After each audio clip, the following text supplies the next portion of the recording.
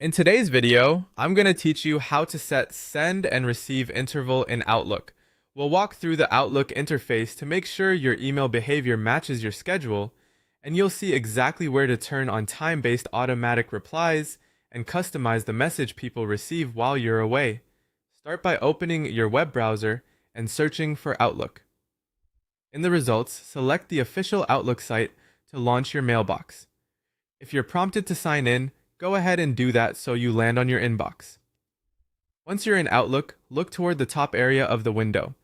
You may see a file menu in some layouts. Open it to access more options.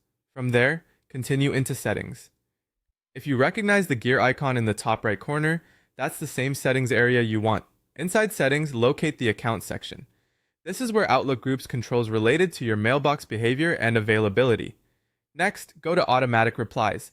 This feature lets Outlook handle responses for you during a specific window of time, which is especially useful when you're unavailable and want your contacts to know when to expect a response.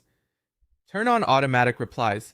With that switch enabled, you can define the timing. Choose your start time to tell Outlook exactly when to begin sending your automatic message. Then select your end time to set when Outlook should stop sending it. Choosing precise start and end times ensures the replies only go out during the window you intend, so you won't have to remember to come back and manually turn anything off. Now type the message that people will receive while you're unavailable. Keep it clear and helpful. Include the dates you'll be away, when you'll be back online, and an alternate contact if one is appropriate.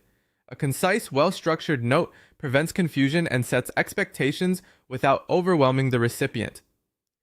When your timing and message look right, save your changes. Saving applies your settings immediately, and Outlook will handle the rest based on the schedule you provided. If your plans change later, you can return to the same automatic reply screen, adjust the times or wording, and save again. For best results, make sure your time zone is correct in Outlook so the start and end times reflect your local time accurately. That's it.